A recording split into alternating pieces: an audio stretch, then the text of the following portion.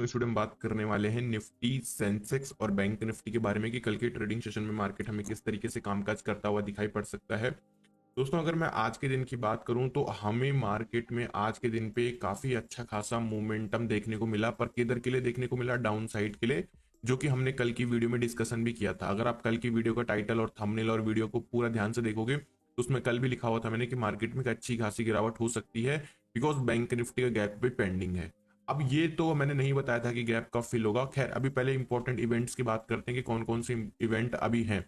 आज रात को 1 या 2 बजे के आसपास, मतलब अमेरिका में तो दिन हो रहा होगा, यहाँ पे रात का टाइम रहेगा, तो यूएस फेड यानी कि यूएस फेड के जो चेयरमैन हैं जेएम पोवेल साहब, अनुमान ये लगाए जा रहे हैं कि 0.25 बेसिस पॉइंट से ये क्या कर सकते हैं, यहाँ पर रेट कट कर सकते हैं। ये कौन बोल रहा है? ये एक्सपर्ट्स के अनुमान लगाया जा रहा है।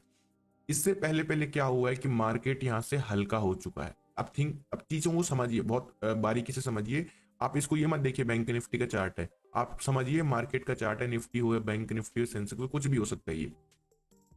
अब 0.25 बेसिस पॉइंट रेट कट होगा तो ये किसके लिए पॉजिटिव है? ये पूरे इकोनॉमी के लिए जो है अच्छा है। किसके?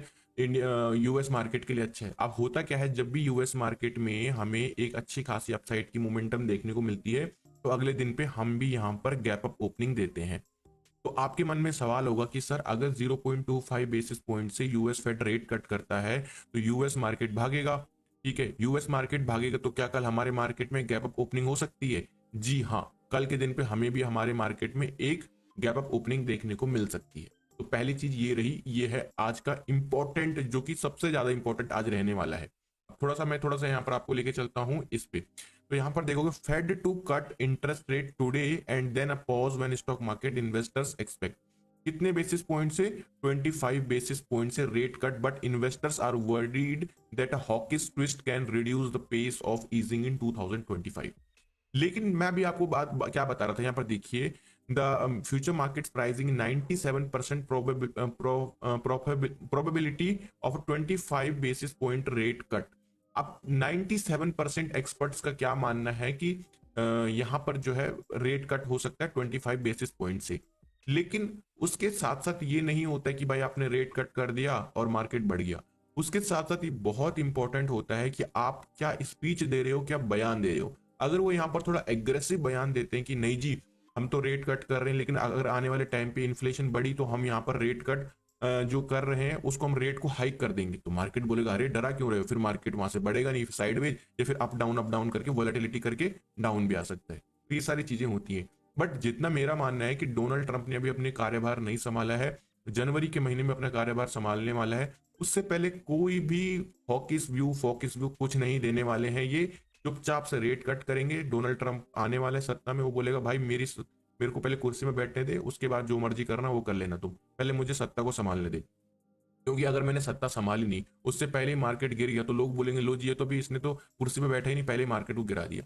तो इसलिए वो बहुत ही केयरफुली कुछ ना कुछ बयान देंगे यहाँ पर। अब बात करते हैं थोड़ा इस पे कि कौन कौन यूएस मार्केट में क्या चल रहा है। इसको देखने का कोई मतलब अभी बनता नहीं है यूएस मार्केट को, क्योंकि फ्यूचर्स अभी फ्लैट दिखाई पड़ रहे हैं, यहाँ पर गिरावट है। अगर रेट कट होता है तो ये ग्रीन में होंगे, कल सुबह हम गैप अप होंगे। अगर ये गिरते हैं तो कल सुबह हम भी अच्छा खासे गैप डाउन में ओपन होंगे। नाउ अब यहाँ पर देखते हैं कि कौन कौन से वो सेक्टर थे जो कि आज मार्केट में ऊपर और नीचे के लिए कंट्रीब्यूशन प्रोवाइड कर रहे थे। सबसे पहले देखते हैं कि कौन कौन सा जो सेक्टर था सबसे ज्यादा गिरावट दिखा रहा था। सबसे ज्यादा गिरावट दिखाने वाले में था मीडिया। इसका कोई इतना कंट्रीब्यूशन है नहीं, क्योंकि मीडिया के स्टॉक्स का कुछ ज्यादा वेटेज होता है नहीं।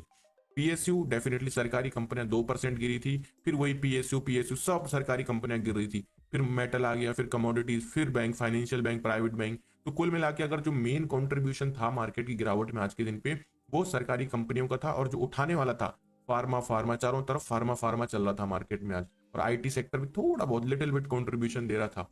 अच्छा, अब बात करते हैं, आइए निफ्टी के चार्ट पे चलते हैं और यहाँ पर देखते हैं कि कल के ट्रेडिंग सेशन में किस तरीके से मार्केट हम कामकाज करके चल सकते हैं। लेकिन मेरी एक बात को आप ध्यान में रखिएगा, आजकल प्राइस एक्शन की बैंड बजी हुई है मार्केट में। ये आप मानो ना मानो, लेकिन मानना ही पड़ेगा, क्योंकि बहुत ही वियर्ड मोमेंटम हो रहे हैं। और थोड़ा सा मैनिपुलेटेड सा मार्केट, कभी कभी ऐसा लगता है कि यार मतलब कुछ भी किसी भी डायरेक्शन में, कहाँ जहां पर बाइंग का सोचो वहां पर सेलिंग, जहां पर सेलिंग का सोचो वहां पर बाइंग।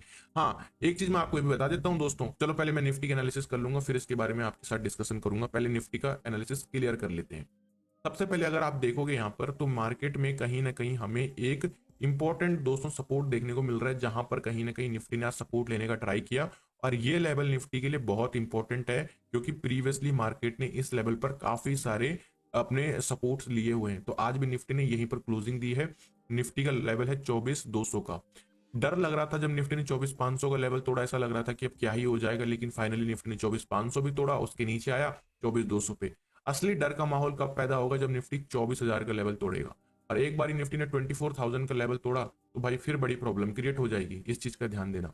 तो अब आते हैं इंट्राडे लेवल्स पे, कौन कौन से वो इंपॉर्टेंट लेवल्स होने वाले हैं जिनके लिए आप अभी तक इंतजार कर रहे हो, वीडियो को देख रहे हो। तो चार्ट को थोड़ा सा जूम इन करते हैं और 15 मिनट के टाइम फ्रेम पर लेके चलते हैं आपको, जहां पर हमको एंट्री बनानी है। तो निफ्टी में अगर वैसे तो होगा नहीं फ्लैट ओपनिंग, ये तो गैप डाउन या गैप अप दोनों में से कल होने वाला है, गैप डाउन या गैप अप।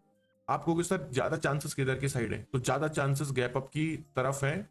क्यों गैप अप की तरफ ज्यादा चांस है, मैं ये अपनी तरफ से नहीं बोल रहा हूं भाई, पहले आपको कल कमेंट करके बोलोगे सर आपने तो बोला था गैप अप हुआ मार्केट तो गिर गया। ऐसा मैं नहीं कह रहा हूं, ध्यान से सुनिए मेरे व्यूअर्स। अगर रेट कट होता है और अमेरिका का मार्केट आज रात को भागता है, तो हम कल सुबह इस केस में गैप अप ओपन होंगे।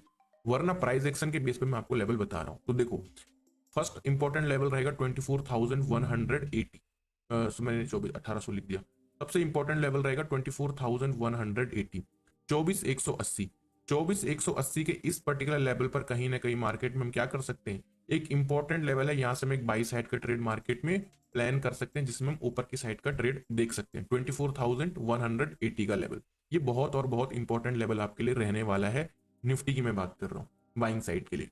दूसरा 24,360, लेट सपोज मार्केट में गैप अप ओपन हुआ और गैप अप के बाद सीधे मार्केट ऊपर निकलने लगा, तो जब 24,360 के ऊपर निकलेगा, ब्रेकआउट देगा, इस केस में हमको निफ्टी में बाई साइड का ट्रेड देखना है। लेकिन ध्यान देना, हमको टारगेट यहाँ पर बड़े रखने हैं माय डियर फ्रेंड, हम छोटे टारगेट नहीं रख सकते। कभी कभी मैं एनालिसिस में बोलता हूँ कि हम टारगेट छोटे रखेंगे, आज मैं बोल रहा हूँ हमें टारगेट बड़े रखने हैं। अगर 360 का लेवल टूटता है तो ये 24,500 तक के टारगेट भी आपको दे सकता है, इस चीज को ध्यान में रखिएगा। तो ये रही निफ्टी में बाइंग साइड के लेवल्स।